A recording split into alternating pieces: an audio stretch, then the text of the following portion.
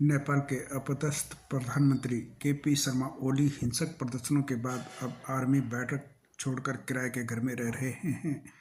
हालांकि इस स्थान को अभी गुप्त रखा गया है। ओली ने नेपाली सेना की सुरक्षा में 9 दिन बिताए। जैन जी का विरोध प्रदर्शन हिंसक होने के बाद ओली काठमांडू स्थित आर्मी बैरक में चले गए थे। नेपाल में हालिया हिंसक प्रदर्शनों के दौरान संपत्ति को भारी नुकसान पहुंचा, जिसकी वजह से नेपाल के इतिहास में अब तक का सबसे बड़ा बीमा क्लेम दर्ज किया गया है। नेपाल इंश्योरेंस अथॉरिटी द्वारा जारी आंकड़ों के अनुसार नॉन लाइफ इंश्योरेंस कंपनियों को 16 सितंबर तक बीमा धारकों से 1984 क्लेम मिले हैं, जिनकी कुल राशि 20.7 अरब नेपाली रुपए है। अमेरिका ने एक बार फिर संयुक्त राष्ट्र सुरक्षा परिषद के उस प्रस्ताव पर वीटो लगाया जिसमें गाजा में तत्काल स्थायी संघर्ष विराम और बंधकों की रिहाई की बात की गई थी। इस प्रस्ताव में गाजा में मानवीय स्थिति को बहुत खराब बताया गया और इजरायल से वहां फिलिस्तीनियों को सहायता पहुंचाने पर लगे सभी प्रतिबंध हटाने का आह्वान किया गया था। फ्रांसीसी राष्ट्रपति इमैनुएल मैक्रोन की नीतियों के खिलाफ बढ़ते आक्रोश के बीच गुरुवार को पेरिस समेत कई शहरों में 8 लाख लोग सड़कों पर उतरे।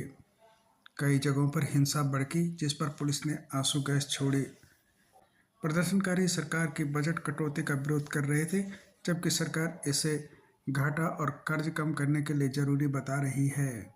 जापान में एक छोटे राजनीतिक दल ने मंगलवार को एआई को अपना नया नेता नियुक्त करने की घोषणा की।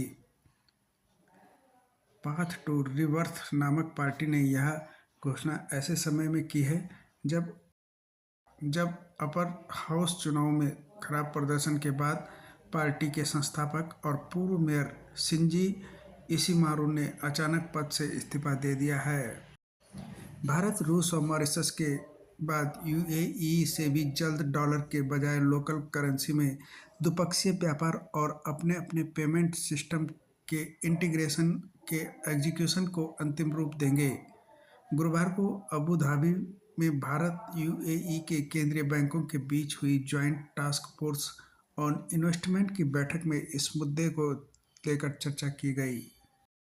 ईरान को अलग-थलग करने के लिए ट्रंप प्रशासन ने चाबहार पोर्ट के विकास कार्यों और अन्य व्यावसायिक गतिविधियों को लेकर अमेरिकी प्रतिबंधों से छूट को समाप्त करने का ऐलान किया है।